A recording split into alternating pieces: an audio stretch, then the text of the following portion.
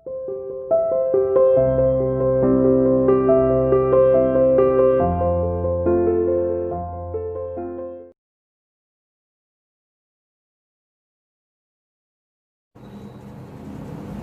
Students, welcome to CR international school online classes. कैसे हो बेटा?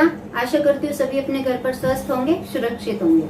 आज हम अपनी हिंदी की क्लास में जो हमारा चैप्टर 5th शुरू हुआ था, चिट्ठियों की अनोखी दुनिया, वो हम कंटिन्यू करते हैं। ठीक है बेटा, और आज ये चैप्टर पूरा हो जाएगा तो कल फिर हम इसके वर्ड मीनिंग करेंगे। ठीक है बेटा, चलिए शुरू करते हैं।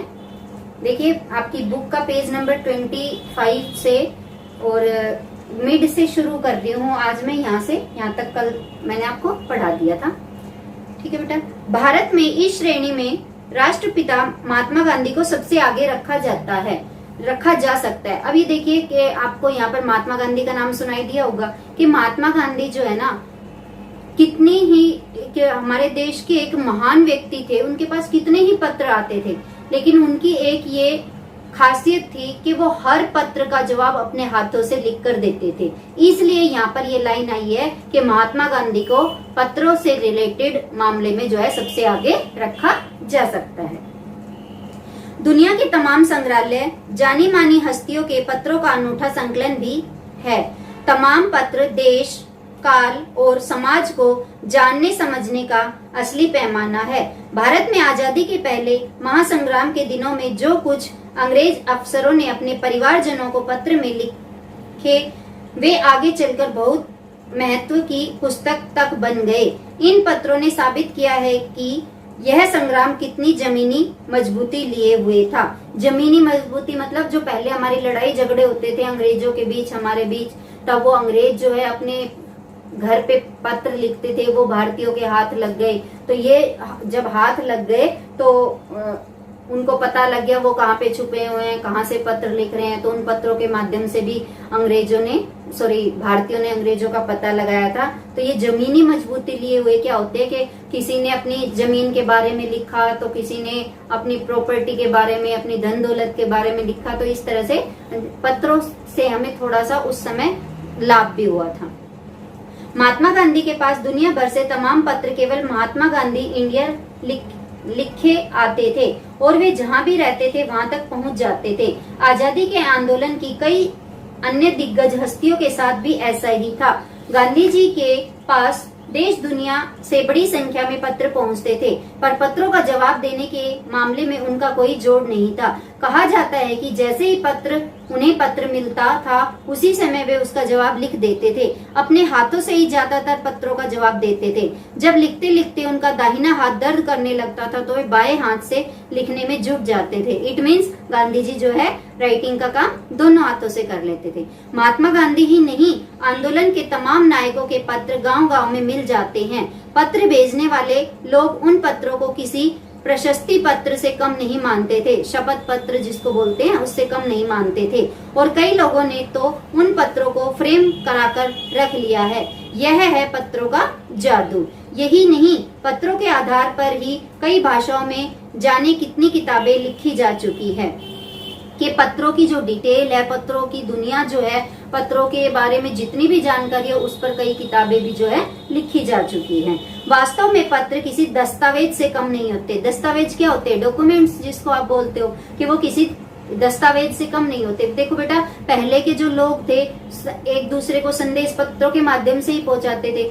तो मान लो कोई एक बुजुर्ग व्यक्ति है, उसने कोई अपनी सीक्रेट बात है या अपनी संपत्ति, धन दौलत पत्र में लिखकर कहीं भेजनी थी, तो वो एक दस्तावेज का ही काम करेगी कि वो एक्सपायर हो गए, फिर वो जो बुजुर्ग थे तो उसकी लिखी हुई वो उसके साइन होते हैं, उस पे कहाँ से भेजी थी, कहाँ रहते थे, वो क्या कहते हैं, पता लगा लेते हैं, भाई यहाँ रहते थे, यहाँ उसने पत्र लिखा था। तो कई बार ये लिखे हुए किसी के द्वारा पत्र जो है एक डॉक्यूमेंट्स का भी काम करते हैं, दस्तावेज का।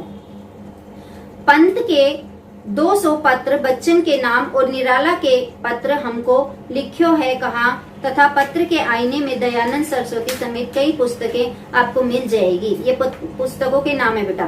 कहा जाता है कि प्रेमचंद खास तौर पर नए लेखकों को बहुत प्रेरक जवाब देते थे तथा पत्रों के जवाब में वे बहुत मुस्तैद रहते थे। इसी प्रकार नेहरू और गांधी के लिखे गए रविंद्रनाथ टैगोर के पत्र भी बहुत प्रेरक हैं। महात्मा और कवि के नाम से महात्मा गांधी और रविंद्रनाथ टैगोर के बीच सन 1915 से 1941 के बीच के पत्राचार का संग्रह प्रकाशित हुआ है, जिसमें बहुत से नए तथ्यों और उनकी मनोदशा का लेखा जोखा मिलता है। पत्र व्यवहार की परंपरा भारत में बहुत पुरानी है, पर इसका असली विकास आजादी के बाद ही हुआ है।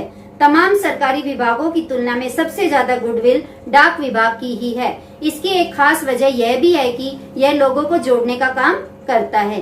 घर घर तक इसकी पहुंच है। संचार के तमाम उन्नत साधनों के बाद भी चिट्ठी पत्री की हैसियत बरकरार है। शहरी इलाकों में आलीशान हवेलियां हो या फिर झोपड़पट्टियों में रह रहे लोग, दुर्गम जंगलों से घिरे गांव हो या फिर बर्फबारी के बीच जी रहे पहाड़ों के लोग, समुद्र तट पर रह रहे मछुआरे हों या फिर रेगिस्तान की ढाणियों में रह रहे लोग, आज भी खतों का ही सबसे अधिक बेसब्री से इंतजार होता है।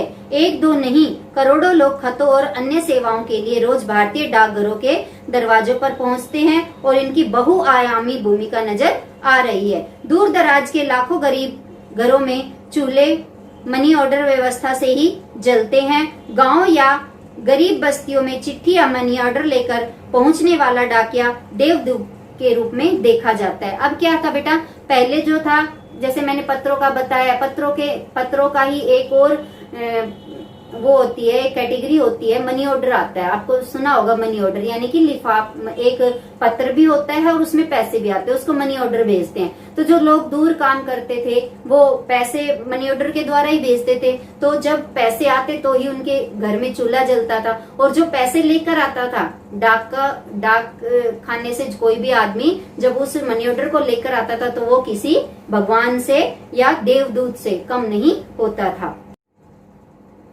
जब वो मनी ऑर्डर के पैसे लेके आता तो उसको भगवान की तरह देखा जाता था। क्यों? क्योंकि वो पैसे लेके आया, अब उसके घर में सामान आएगा, रोटी बनेगी, चूल्हा जलेगा उनके घर में, तो वो उसको एक भगवान के रूप में देखा जाता था। ये चैप्टर था बेटा आपका 5th चैप्टर, जिसकी रीडिंग कंप्लीट हो चुकी है। और आप ये मैं जब बुक के पेजेस की फोटो आपको भेजती हूँ तो उसका मतलब ये होता है बेटा कि आपको उन पेजेस की अच्छे से रीडिंग लगानी है। ठीक है बेटा, और कल हम इसके वर्ड मीनिंग करेंगे।